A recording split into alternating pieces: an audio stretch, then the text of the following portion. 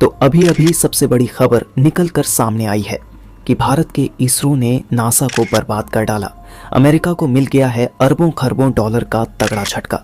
क्या आप जानते हैं सैटेलाइट लॉन्च करने के लिए अगर कोई नासा के पास जाता है, कोई भी देश पहुंचता है नासा के पास ये सोचते हुए कि यह दुनिया की सबसे अग्रणी स्पेस संस्था है, तो कोई देश अपना उपग्रह, अपना सैटेलाइट बनाने के लिए तो नासा उनसे मिनिमम 550 करोड़ तो ले ही लेता है। नासा फाल्कन 9 रॉकेट का इस्तेमाल करता है।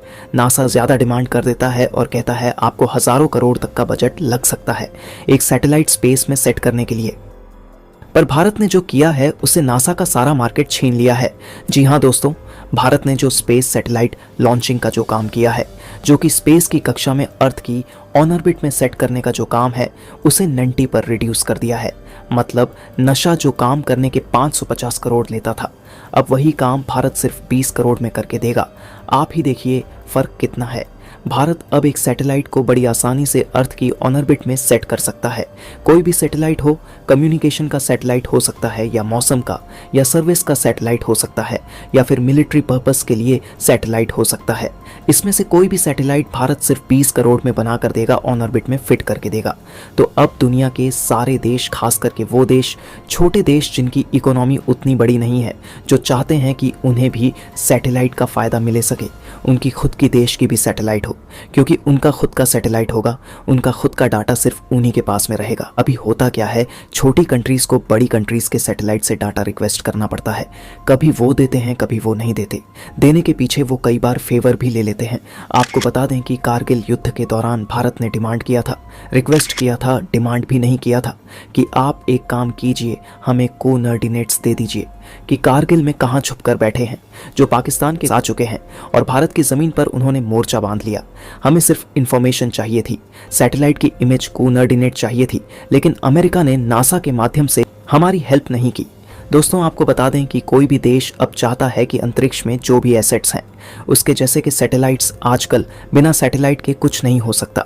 आपको इंटरनेट यूज़ करना है, आपको मोबाइल कम्युनिकेशन करवाना है, आपको सर्विस करना है, आपको सर्वे करना है, आपको मिलिट्री पर्पस के लिए सैटेलाइट इस्तेमाल करना है, किसी भी चीज़ के लिए आपको सैटेलाइट पर निर्भर होना ही पड़ेगा।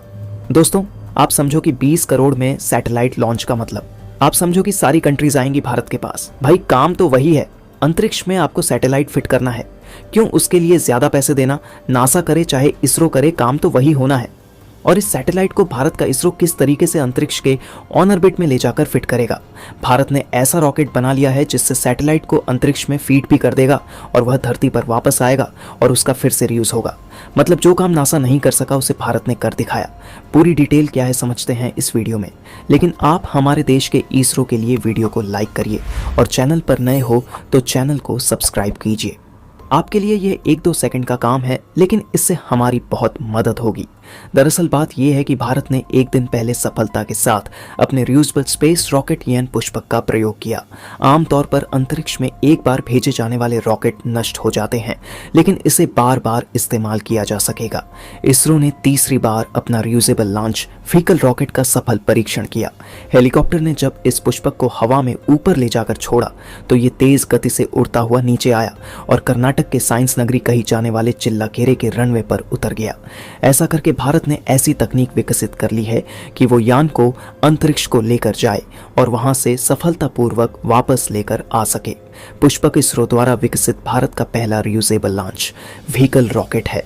यह एक पंखों वाला वाहन है जिसे पूरी तरह से फिर से इस्तेमाल करने के लिए सिंगल स्टेज 2 ऑन ऑर्बिट प्रणाली के रूप में डिजाइन किया गया है।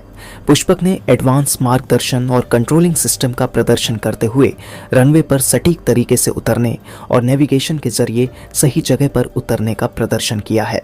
पुष्पक ने 4.5 किमी दूर रिलीज पॉइंट से भी रनवे सेंटर लाइन पर पिन पॉइंट सटीकता के साथ खुद को नेविगेट किया और लैंडिंग क्षमता का प्रदर्शन किया। पुष्पक 320 किलोमीटर प्रति घंटा से अधिक की स्पीड पर सुरक्षित तरीके से उतरा। उसके लिए उसने brake parachute, landing gear brake और नोज व्हील स्टीयरिंग जैसे सोफिस्टिकेटेड स्लो स्पीड सिस्टम का इस्तेमाल किया।